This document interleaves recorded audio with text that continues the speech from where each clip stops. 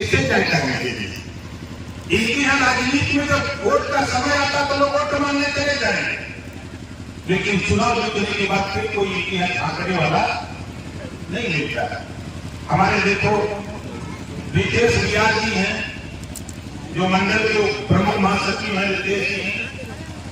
रितेश जी खड़ा करिए, जोरदार ताली बजा करके स्वागत करिए। रितेश जी जोरदार ताली बजा के स्वागत करिए।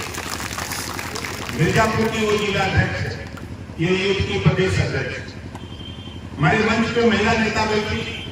इसी तरह हम आप लोगों से भी कहूंगा कि आने वाला दिन, आने वाला कल 35% आरक्षण महिलाओं के लिए लोकसभा विधानसभा की सीटें 5 साल के बाद आरक्षित हो जाएंगी। जब आरक्षित हो जाएंगी, हम अपनी बहन बेटियों के घर में रोटी बचाते रहेंगे। तब चुनाव आ जाएगा तब तो निकाल देंगे, चलो भैया प्रधानी जी से चुनाव होता है, कहीं महिला सीट हो गई तो कहीं चला प्रधानी ने वोट मांगना शुरू करा। लेकिन विधानसभा लोकसभा में नहीं चलेगा। इसके लिए हमको आपको अपनी बहन बेटियों को राजनीति में मंच पे बोलना सिखाना पड़ेगा, ताकि जब वो जीत करके लोकसभा विधानसभा में जाए तो अपने हक अधिकार की लड़ाई सदन में जाकर के लड़ सकें। इस बात को लेकर के हम आपको आगाह कर रहे हैं, हम आपको सावधान कर रहे हैं कि यदि वो लागू होने जा रहा है 5 साल के अंदर, तो उसके लिए हमको कमर कस के तैयार होना पड़ेगा। जो हमारी बहन बेटियां पढ़ लिख रही हैं, उसके साथ साथ उनको राजनीति में भी आगे ले आओ। हमारे जो नौजवान, हमारे पिता को बुजुर्ग, हम आप लोगों से भी कहूंगा, इसके लिए आप लोगों को भी राजनीति में महिलाओं को आगे ले आना पड़ेगा। नहीं तो फिर वही हाल होगा, जुर्म जाति अत्याचार होता रहेगा और आपकी लड़ाई लड़ने के लिए कोई तैयार नहीं होगा। इस नाते हम आपको बार बार आगाह करते हैं। आपको आश्चर्य होगा, बहुत से नेता कहते हैं कि ओम प्रकाश राजभर के साथ खाली राजभर नेता है। आज देखो हम नेता गिनाते हैं, भाई सब भूलते रहते हैं। फर्क इतना है कि जब आप बुलाते हैं तो हम आते हैं, नहीं बुलाते हैं तो हम नहीं आते हैं।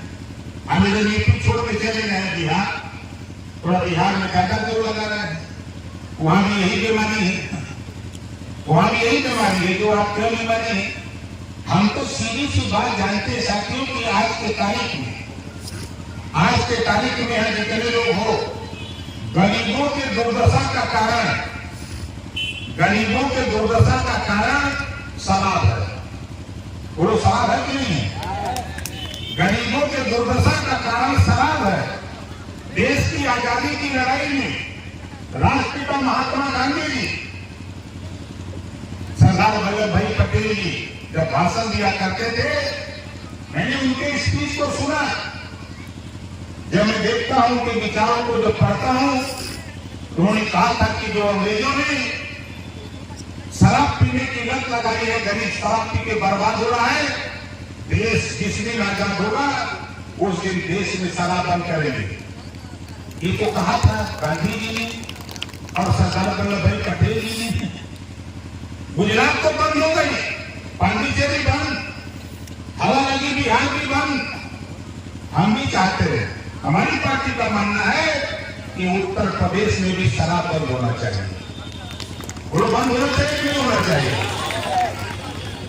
सबसे ज्यादा दुर्गति अगर शराब से है किसी को तो गरीबों को है। जिस परिवार में शराब की लत लग गई, ना तो उसके बच्चे पढ़ लिख पा रहे हैं, ना उसका परिवार आगे विकास की तरफ बढ़ पा रहा है, वो पतन की तरफ जा रहा है। इस नाते इस लड़ाई को देखो, हम बेशक एनडीए के साथ हैं, हम भारतीय जनता पार्टी अलायंस के साथ हैं, लेकिन हम अपनी विचारधारा, अपनी लड़ाई एक मुश्त, चाहे हम दिल्ली बोले, चाहे लखनऊ बोले, चाहे विधानसभा के अंदर बोले और चाहे भदोही में आके बोले, हम एक ही प्रधानमंत्री माननीय नरेंद्र मोदी जी के सामने 1 घंटे तक जब हमारी चर्चा हुई तो पहला हमारा सवाल यही था कि माननीय हमारी पार्टी चाहती है कि एक देश और एक समान शिक्षा और फ्री शिक्षा देश में लागू कर दिया जाए, ताकि गरीबों के भी बच्चे पढ़ लिख करके आगे जा सके। हमने वहां देखा बहुत दल के लोग थे, लेकिन सबकी अलग अलग विचारधारा थी। लेकिन हमारा जो मकसद मैंने वहां कहा कि माननीय प्रधानमंत्री जी, आपने कानून बनाया, बेशक बनाया, आयुष्मान कार्ड, गरीबों के इलाज के लिए 5 लाख आपने व्यवस्था बनाया, लेकिन मेरी मंशा है कि पूरे देश में जो गरीब है, किसी जाति का हो, एक कानून पास कर दिया जाए कि दुनिया के तमाम देशों में अगर गरीबों का इलाज फ्री है तो भारत में भी गरीबों का इलाज फ्री कर दिया जाए। ये कानून देश में बनना चाहिए। बताओ सही था कि गलत था? कितने लोगों को सही लग रहा है? सही लग रहा है। अब यहाँ जितने लोग आए हो, देखो बीमारी क्या है। यहाँ जितने लोग आए हो, कितने लोग बिजली के बिल से परेशान हो, जरा हाथ उठाओ।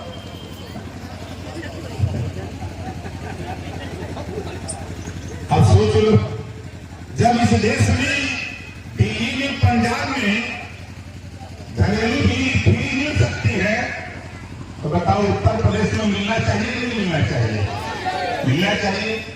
ये बात किसी की हिम्मत नहीं कोई बोले, लेकिन 18 जुलाई को दिल्ली में देश के प्रधानमंत्री और देश के गृह मंत्री एनडीए की बैठक में अगर कोई बोला तो ओम प्रकाश हाथ करके रहो, किसी की हिम्मत नहीं। अरे वोट हम आपको दे दें।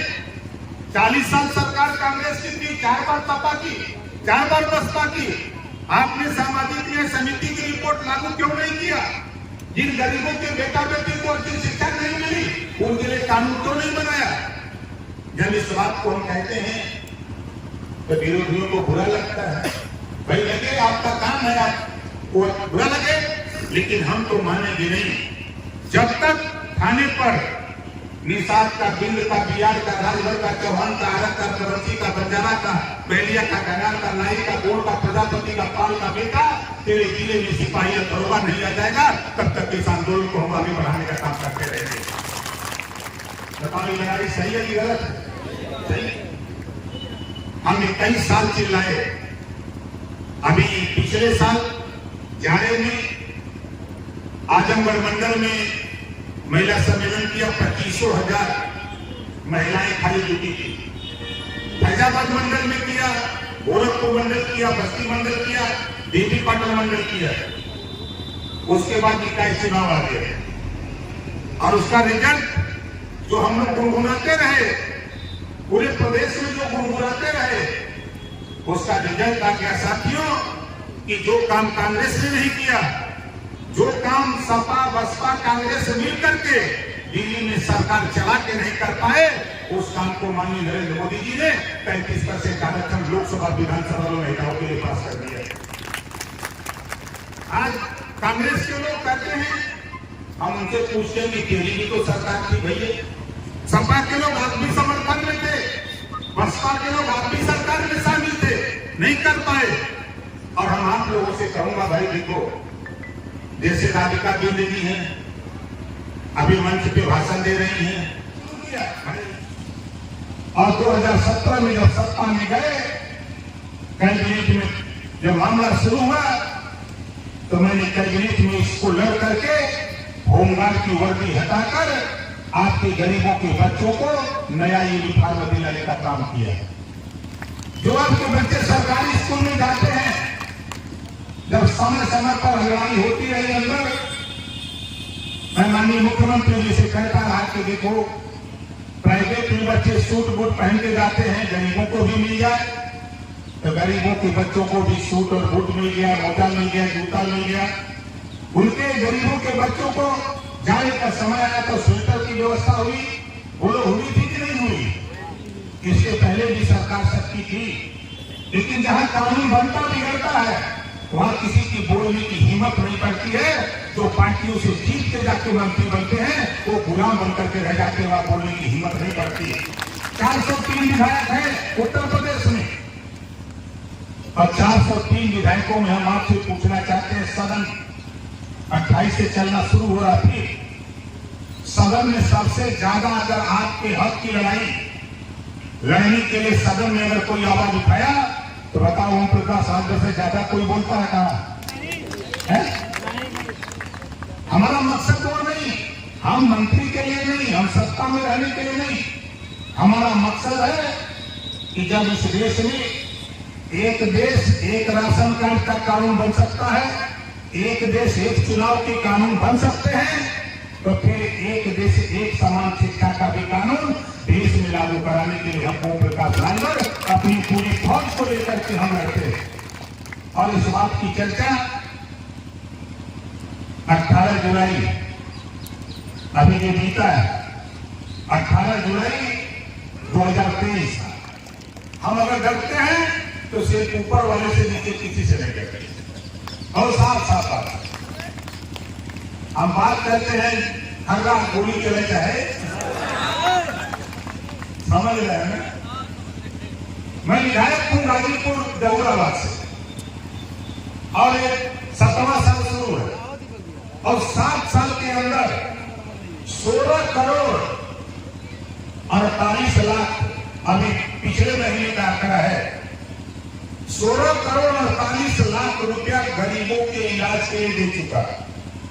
किसी को 5 लाख, 2 लाख, 10 लाख, 12 लाख, 8 लाख, जो भी सरकारी हॉस्पिटल से स्कीमिंग बनवा के हमको दे दिया, आय प्रमाण पत्र की कॉपी दे दिया, आधार कार्ड, उसके हॉस्पिटल में ओम प्रकाश राजभर पैसा पहुंचा दिया, उस गरीब का इलाज फ्री करा दिया। आप ही आए हो, आप ही वोट देके विधायक बनाए हो, है ना? आप सोचो, लड़ाई इसी बात की है। हम आपको एहसास करा रहे हैं, अगर जहुराबाद का विधायक अपनी दस्तक से विवेकाधीन कोष से गरीबों के इलाज के लिए पैसा दिला सकता है, तो आपके विधायक का भी कर्तव्य बनता है कि विवेकाधीन से कोष पैसा निकालकर गरीबों के इलाज के लिए पैसा देने का काम करें। ये बात हम आपको एहसास कराने हैं। हम आपसे चुनाव नहीं है, हम वोट मांगने नहीं आए। वोट मांगने आएंगे तो हेलीकॉप्टर से आएंगे, वोट मांगने आएंगे तो हेलीकॉप्टर से आएंगे। अभी तो हम लोग इसी तरह अपना टिमटिमा है।